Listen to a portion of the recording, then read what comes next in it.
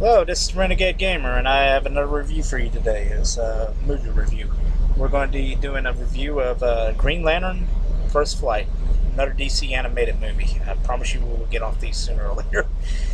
Um, where do I start with this? I mentioned once before in a video that there was only a handful of the DC animated movies that I thought were great. This is actually one of them. It's well paced.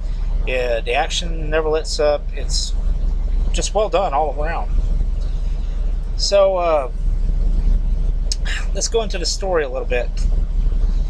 Well, before I get into that, let me discuss something else. It's kind of hard to discuss this movie without going over the live action movie that came out, starring Ryan Reynolds.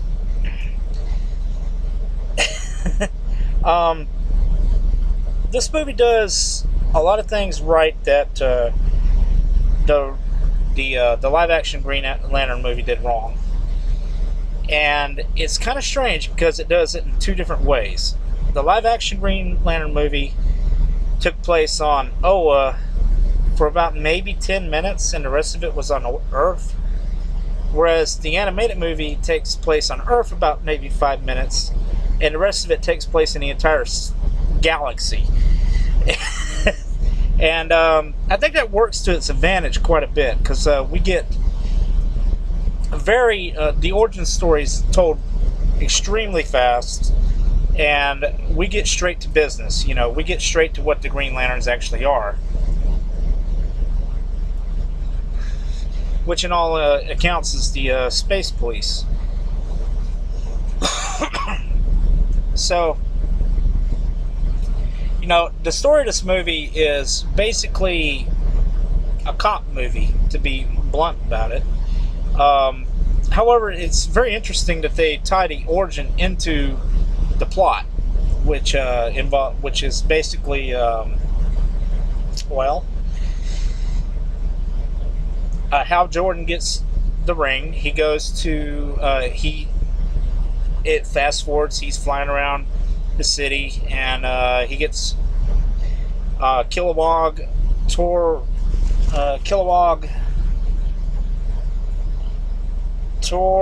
Torari, I believe, and Budokai and Sinestro all show up, and they take them to they basically Shanghai him and take him to Oa to meet the Guardians, where it's deemed that he's not fit to actually wear the ring. Sinestro steps up for him and basically says, there's a reason that the ring chose him, and the story begins there. They go to look for Avon Sur, the guy that Hal Jordan got the ring from. They go to find his killer, and the plot starts off from there. Now, the reason I say that you gotta kind of compare this to the live action one is because in the live action one you have yellow power and you have green power, but in the live action one it's referred to as will versus fear. In this one it's referred to as green and yellow. It's the light spectrum, and it's kind of interesting. They don't go into all the aspects of it, but it's an interesting. It's I've never been a big reader of the Green Lantern comics in general, but I like this movie a lot. They go into a lot of philosophies into this film. The big character. I would not say this is a very character-driven film for Hal Jordan. I really wouldn't. But you do come to understand Sinestro quite a bit. With him, we see that he is basically he's basically borderlining on a bad cop. Eventually, he crosses that line, of course, but he's very borderline when we first meet him. He's very, we got to get the job done by any means necessary. The scum of the galaxy is what I want to take out. Nobody's clean from it. So we get a lot of great stuff from Sinestro in this movie, which is interesting because this is really, if you really want to look at this film, it's really Sinestro's movie. You could argue it's Hal's, but I would argue against you. It really is Sinestro's. We learn a lot about him through this film. We understand who he is, and it's all the action and the crime investigation and everything. It's really integrated real well. So I don't really have any complaints. I have very few complaints on this movie at all, which is one of the reasons I say it's one of the best of the DC animated films that you can pick up.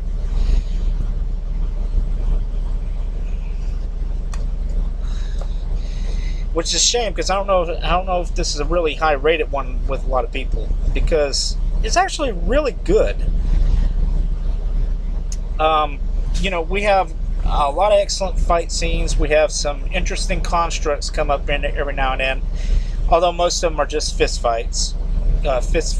But we get a few things here and there. We see a lot of the lanterns, which is always cool. There's a squirrel lantern. There's a of course, Kilowog, Tonray Rowe. Sorry, I can't remember everybody's name. I know I'm getting some of these wrong. We see a lot of different lanterns of all kinds, and they're all fun. We also see the Guardians, and they're really short. The short blue guys that like to argue amongst each other. That's always fun to watch. We get a lot of fun fight scenes, and overall, tone is a problem I said some of these movies have. This one doesn't really have that.